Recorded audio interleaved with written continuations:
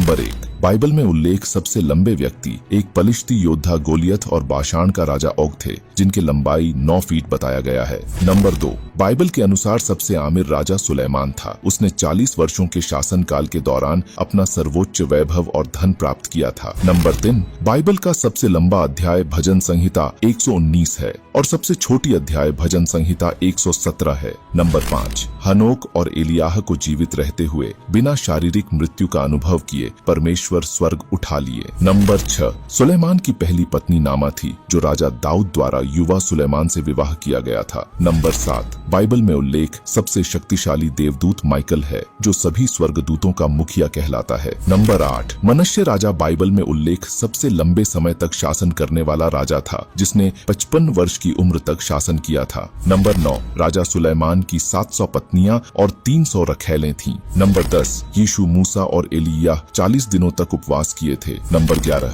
राजा सुलेमान ने 3000 नीति वचन और 1005 गीत लिखे थे। नंबर 12, बाइबल में हाथियों का उल्लेख नहीं किया गया है, लेकिन हाथी दांत, जो हाथियों के दांत से प्राप्त होता है, उसका उल्लेख 13 बार किया गया है। नंबर 13, जब परमेश्वर ने मूसा के द्वारा से लाल सागर को 2 भाग में अलग किया, तो अगल बगल की पानी की दीवारें इस तरह जम गई थीं, जैसे कि बर्फ की मोटी दीवार हो। नंबर 14, 10 आज्ञाएं को मूसा द्वारा नहीं बल्कि स्वयं ईश्वर द्वारा लिखी गई है। उसके बाद मूसा ने ईश्वर द्वारा दिए गए नियम को लिपिबद्ध किया। नंबर 15, बाइबल के इतिहास में कैन पृथ्वी का पहला हत्यारा था, जिसने अपने भाई हाबिल का हत्या किया था। नंबर 16, यूहन्ना बपतिस्मा देने वाला एक महान विश्वसनीय उपदेशक थे, लेकिन उन्होंने कोई चमत्कार नहीं किए थे।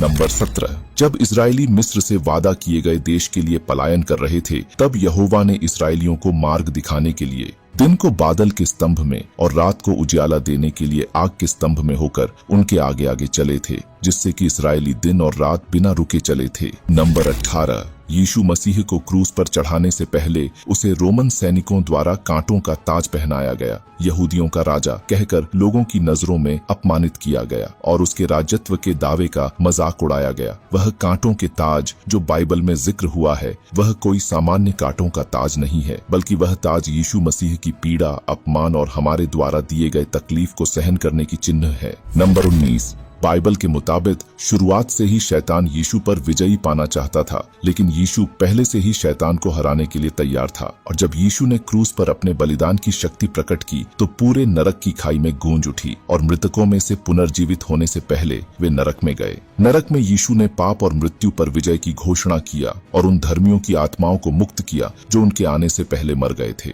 और शैतान के आतंक को अंत किया, जिसे कि नरक की नींव कांप उठी। आखिर में, अगर आप भी मेरी तरह यीशु मसीह से प्रेम करते हैं, तो कमेंट में आमीन टाइप करना न भूलें।